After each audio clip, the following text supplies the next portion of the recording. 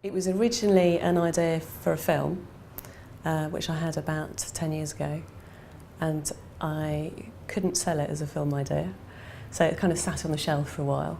But I really liked it, and it was the one thing that I really wanted to write when I'd finished The Tenderness of Wolves. So although it wasn't anything like the same kind of setting, you know, being period and set in a cold country in winter, this is set in the 1980s in England. This was the story that I really wanted to do. I love film noir, and for me this is kind of a book noir, and I hope it's got some of that kind of the atmosphere of classic Chandler and Hamlet. But it's also kind of maybe brought down to earth a bit. It starts off actually with Ray in hospital in quite a bad way, and there seems to have been some sort of car crash, but he can't remember what's happened. And there's something quite odd wrong with him, and this is one of the things we have to find out, and how he's ended up in this sort of weird and rather awful position. But then it sort of cuts back about 3 months to where the story begins, and basically someone walks into his office in a sort of Chandler-esque way and asks him to find his missing daughter. And the missing daughter is a gypsy called Rose Wood, and she married into the Janko family and disappeared, but she disappeared about 7 years ago, and no one's heard anything from her since. So it's quite a cold trail that he's got to follow.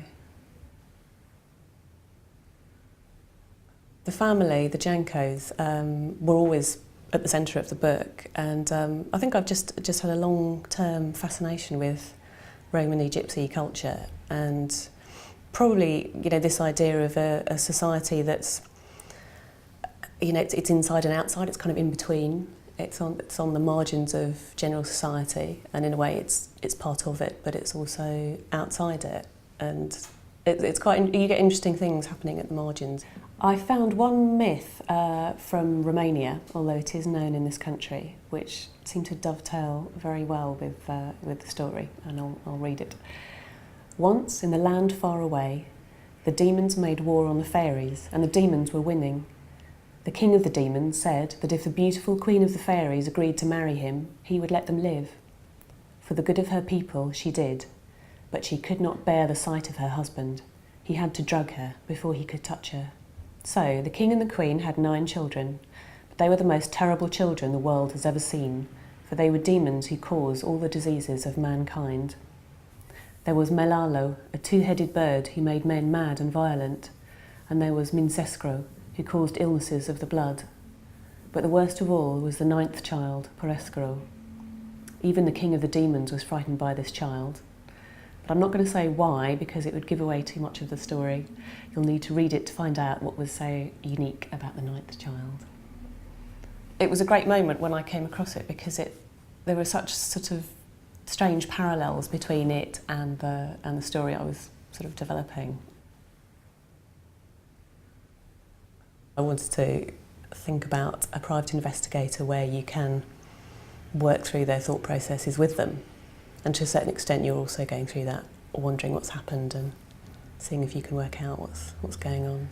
I mean, much as I love film noir and things like Sherlock Holmes, you know, super sleuths, I couldn't imagine writing about that. I mean, I don't feel I have that sort of brain, and if I was a private investigator, I think I would make mistakes. And I'm just more interested in someone who's quite human, and you kind of see their thought processes working from, oh, we've got this information, this bit of evidence, you know, what could this mean? And he often gets it wrong. I decided to set the novel in the 80s for 2 reasons, I think. The first one was a story reason, which is that in the 80s there was no widely used internet, and we didn't have mobile phones, which I felt would sort of compromise the story, in that things would maybe happen too quickly, or things would be found out too quickly. And I didn't want the characters communicating too easily. Yeah, the second reason was more personal, and I grew up in the 80s, and it meant that I could give JJ some of my musical preferences. So he's a big Smiths fan. Initially I thought, oh, this won't be as much research as doing a historical novel, and that was completely wrong actually. It was at least as much, if not more, obviously sort of different in some ways, but yes, lots of research over that sort of 10-year period, on and off. But I think research is always best once it's kind of composted a bit, you know, so you can't actually see what was the original components. You just digest it and leave it, and then you're kind of left hopefully with what's really germane to the story.